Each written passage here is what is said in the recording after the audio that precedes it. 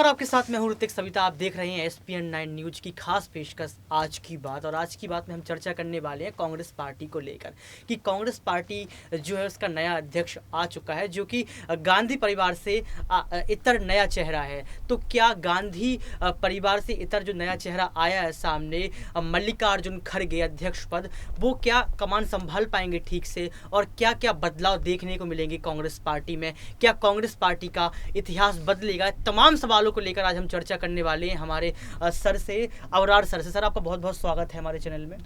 Sir, मैं आपसे पहला क्वेश्चन यही करना चाहूँगा कि चुनावों के पहले 3 राज्यों की जो विधानसभा चुनाव है, उनसे पहले ये अध्यक्ष पद का चुनाव करवाने की क्या ज़रूरत पड़ गई कांग्रेस को? देखिए, कांग्रेस पार्टी कहीं ना कहीं जनता के जहन में जो चीज़ बैठी हुई है, भारतीय जनता पार्टी जिस तरीके से तमाम बातें करती है कि दरअसल ये परिवारवाद वाली पार्टी है और इस पार्टी को चुनने का सीधे तौर पर मतलब है लोकतंत्र को कमज़ोर करना। लेकिन अब कांग्रेस पार्टी ने जिस तरीके से चेहरे की अदला बदली की है, इसको बस आप इतना ही कह सकते हैं, क्योंकि जब आपने पूरी तरीके से मेरा इशारा गांधी परिवार की तरफ से, दरअसल गांधी परिवार ने जिस तरीके से मल्लिकार्जुन खड़गे को खुले तौर पर समर्थन किया, तो जाहिर सी बात है कि चुनाव में उनकी जीत यकीनी है। आप देखिए कि अभी जितने मार्जिन के साथ मल्लिकार्जुन खड़गे ने जीत दर्ज की है, लगभग 7,000 से ज़्यादा उनको वोट मिले हैं। तो ऐसे में ये बात क्यों मानी जाए कि ये चुनाव जो है निष्पक्ष था?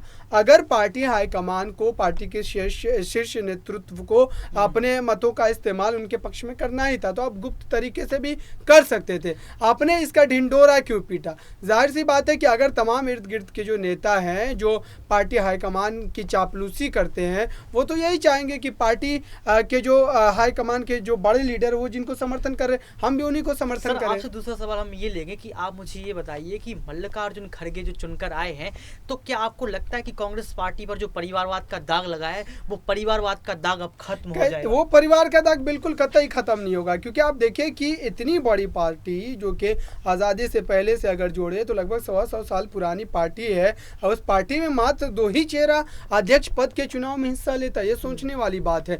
दिग्विजय सिंह लगातार अपने दावे को रख रहे थे, लेकिन अचानक से वो अपना नाम पीछे कर लेते हैं। तो ये तमाम चीज़ें आप देखिए कि शशि थरूर और मल्लिकार्जुन खड़गे, इन दोनों चेहरों के अलावा और किसी की ये इच्छा थी ही नहीं कि कांग्रेस पार्टी का अध्यक्ष उनको भी बनना चाहिए। आरोप लगा रहे हैं कि मेरे साथ फर्जीवाड़ी हुई है, निष्पक्ष चुनाव नहीं हुए हैं।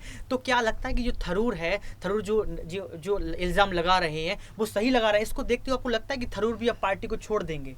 देखिए, ये बातें मैं लगातार कई दिनों से कह रहा हूँ कि दरअसल ये चुनाव निष्पक्ष नहीं है। इस चुनाव में बस मात्र इतना फ़र्क है कि गांधी परिवार की तरफ से किसी चेहरे ने इस चुनाव में हिस्सा नहीं लिया, लेकिन गांधी परिवार की तरफ से एक चेहरे को उतारा तो गया और उस चेहरे को समर्थन भी दिया गया। तो ये इल्ज़ाम जो लगाया जा रहा है शशि थरूर की तरफ से, कहीं ना कहीं इस इल्ज़ाम में हकीकत भी है। और जाहिर सी बात है कि इस चुनाव के नतीजे जब आ चुके हैं, तो ऐसे में जो शशि थरूर खेमे के जो विधायक है, चाहे सांसद है, उनके मन में एक खटास जरूर पैदा हो गई अब पार्टी हाईकमान को लेकर के। तो ये बात आपकी सही है कि आने वाले समय में हो सकता है कि शशि थरूर को अगर कोई बेहतर विकल्प समझ में आएगा आने वाले भविष्य की राजनीति में, तो जरूर उस तरफ अपने कदम को बढ़ाएंगे। बहरहाल मैं एक क्वेश्चन आपसे और लूंगा कि मुझे सर आप ये बताइए कि आप खड़गे बन गए अध्यक्ष, तो अध्यक्ष बनने के बाद उनको क्या क्या चुनौतियों का सामना करना पड़ेगा? अब देखिए, अध्यक्ष बनने के बाद चुनौतियों का सामना तब करना पड़ता उन्हें जब वो पूरी तरीके से स्वतंत्र होते हो पार्टी के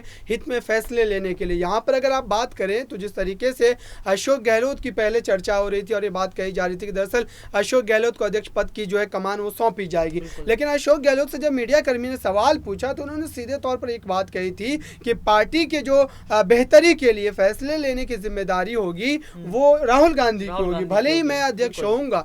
तो जब इस तरीके की मानसिकता होगी नेताओं की, तो आप सोचिए कि मल्लिकार्जुन खड़गे जैसा नेता अगर अध्यक्ष बन भी जाता है तो फिर बदलाव क्या आएंगे? कांग्रेस पार्टी दरअसल लोगों को मूर्ख बनाने की कोशिश कर रही है यहाँ पर, लेकिन अगर सही मायनों में वो पूरी तरीके से कांग्रेस की उस रणनीति में बदलाव नहीं करते हैं, तो भारतीय जनता पार्टी जैसी मजबूत रणनीति के साथ चलने वाली पार्टी के सामने कहीं भी खड़ी उतरती नजर नहीं आएगी। अच्छा, एक सवाल आपसे और करेंगे कि अध्यक्ष पद पर वो आप शपथ भी लेंगे और अध्यक्ष बन चुके हैं खड़गे, अगर वो अध्यक्ष होने के नाते गुजरात में उतर जाते हैं, राजस्थान में उतर जाते हैं, हिमाचल प्रदेश में उतर जाते हैं, इन तीनों राज्यों में उतर जाते हैं। तो चुनाव को देखते हुए क्या आप कहेंगे कि कांग्रेस पार्टी मजबूती के साथ पेश आएगी इन तीनों राज्यों में? क्योंकि उनकी क्रिकरी तो वैसे भी होती हुई नजर आ रही है। आप देख सकते हैं कि अभी तक कुछ उन्होंने शुरू नहीं किया है। आपस में उनके जो नेता हैं वो लड़ते नजर आ रहे हैं। अब तो थरूर भी ऐसे लग रहे हैं जैसे इन दोनों की लड़ाई हो चुकी है, थरूर की और खड़गे की। अशोक गहलोत और उसके साथ सचिन पायलट के साथ भी ऐसा हुआ। कन्हैया कुमार भी बयानबाजी करते नजर आ रहे हैं। तो तमाम प्रकार की आरोप प्रत्यारोप चल रहे हैं कांग्रेस पार्टी के अंदर। लेकिन यदि ये अध्यक्ष पद होने के नाते उतर जाते हैं, हिमाचल प्रदेश में उतर जाते हैं, गुजरात में उतर जाते हैं, तो क्या बदलाव देखने को मिल सकते हैं? देखिए, हिमाचल प्रदेश की जहाँ तक बात है तो हिमाचल प्रदेश में सचिन पायलट को पर्यवेक्षक बनाया गया, लेकिन उस बात को लेकर के आनंद शर्मा जो कि मुख्य चुनाव कमेटी के अध्यक्ष थे वहाँ हिमाचल प्रदेश में, उन्होंने अपने पद से इस्तीफा दे दिया। तो ये बात आप देखिए कि आनंद शर्मा जैसा बड़ा कद्दावर नेता जो कि कांग्रेस पार्टी का नेतृत्व करता नजर आता था एक समय में, जब उन्होंने हिमाचल प्रदेश में उस बड़े पद से इस्तीफा दिया तो जाहिर सी बात है कि हिमाचल प्रदेश में भी कांग्रेस के भीतर तमाम चीजें जो बेहतर नहीं चल रही है। और जहां तक राजस्थान की विधानसभा चुनाव की बात है तो राजस्थान में तो खेल पूरा खुला हुआ है। वहां पर पूरी तरीके से सचिन पायलट और अशोक गहलोत के जो विधायक है दोनों खेमे इस कदर बटे हुए हैं कि ऐसा लगता है कि दो अलग अलग पार्टियों के विधायक हैं। तो ऐसी स्थिति में राजस्थान में फिर से सत्ता में वापसी कांग्रेस पार्टी की बिल्कुल असंभव है, जबकि वसुंधरा राजे और भारतीय जनता पार्टी प्रधानमंत्री नरेंद्र मोदी, अमित शाह जैसे बड़े नेताओं का इस्तेमाल करेगी। और राजस्थान के अगर राजनीतिक जो एक तरीके से समीकरण पर अगर नजर डालें और समझने की कोशिश करें तो राजस्थान में हर 5 सालों में सरकार में परिवर्तन हो जाता है। और जब जब अशोक गहलोत को सरकार में आने का मौका मिला, जब जब वो मुख्यमंत्री बने हैं तो उन्होंने कभी भी सरकार को रिपीट नहीं किया है, नहीं वो कभी दोबारा मुख्यमंत्री बन पाए। और दूसरी बात यहाँ पर गुजरात की सियासत की जहाँ तक बात है तो गुजरात में आप देखिए कि अहमद पटेल जैसा बड़ा नेता जो कि कांग्रेस पार्टी के लिए एक मुख्य चेहरा माना जाता था वहां पर, लेकिन अब वो इस दुनिया में नहीं रहे। और ऐसे में अब आम आदमी पार्टी के वहां जाने से कहीं ना कहीं कांग्रेस पार्टी का जो विपक्ष में बैठने का एक मौका था बेहतर ढंग से, वो भी अब पूरी तरीके से उनसे छिनता हुआ नजर आएगा। क्योंकि आम आदमी पार्टी के जो संयोजक है अरविंद केजरीवाल, वो जितनी मजबूती के साथ वहां पर उतर रहे हैं, चुनावी सभाओं को कर रहे हैं, तो उससे ये बात स्पष्ट होती नजर आ रही कि उनका मकसद बड़ा है। और वो भले इस चुनाव में नहीं, लेकिन अगले चुनाव में सरकार को गिराने या सरकार को बनाने में एक अहम किरदार जरूर अदा कर सकते हैं। सर का कहना यही है कि अगर गुजरात की बात करें तो गुजरात में सिर्फ 2 ही पार्टी नजर आ रही है, वो है आम आदमी पार्टी और बीजेपी पार्टी। और अगर इस बार आम आदमी पार्टी अच्छा करके नहीं दिखा पाती है तो आने वाले समय में अच्छा कर देगी। सर लास्ट सवाल आपसे ये लगे कि जो अध्यक्ष पद का चुनाव हो रहा था उससे पहले सोनिया गांधी ने एक बयान दिया था कि इसी दिन का मुझे इंतजार था।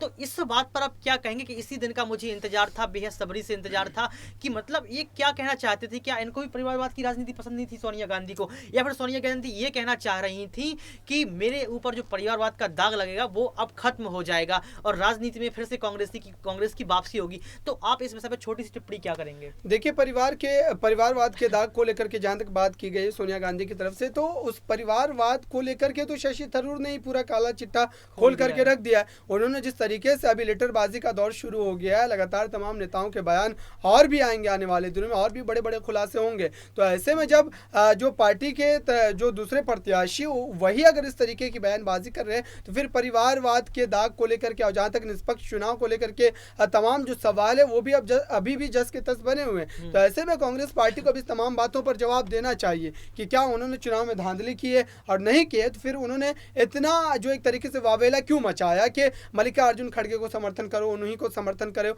अगर ऐसी बात नहीं होती तो फिर कहीं ना कहीं शशि थरूर की भी मजबूती यहाँ पर देखने को मिल सकती थी। खैर, हम ये जानते रहेंगे कि अब जो अध्यक्ष पद नया आया है इससे क्या क्या बदलाव होंगे कांग्रेस की राजनीति में, क्या कांग्रेस की राजनीति से परिवारवाद का दाग हटेगा, ये सब कुछ हमें पता चलेगा इन 3 राज्यों के विधानसभा चुनाव के बाद, क्योंकि इसमें हम देखेंगे कि रिजल्ट क्या रहेगा कांग्रेस का, कांग्रेस कैसे मजबूती के साथ खड़ी नजर आती है। और अध्यक्ष पद की जो शपथ लेंगे हमारे ये जो नए अध्यक्ष हैं खड़गे, तो क्या क्या चुनौतियों का उनको सामना करना पड़ेगा और किन चुनौतियों से उभर कर वो कांग्रेस पार्टी की कमान को संभालेंगे और कांग्रेस पार्टी का इतिहास कैसे बदलेंगे, ये तमाम सवाल जो है अभी बने हुए हैं। ये तो तभी उनका जवाब मिल पाएगा जब उनका काम का जो है वो शुरू होगा। हम ऐसी खबरों की बातचीत करते रहेंगे, मुद्दों की बातचीत करते रहेंगे आज की बात में। आज बस इतना ही। देखते रहिए SPN 9 न्यूज। बहुत बहुत शुक्रिया सर, आपका बहुत बहुत शुक्रिया।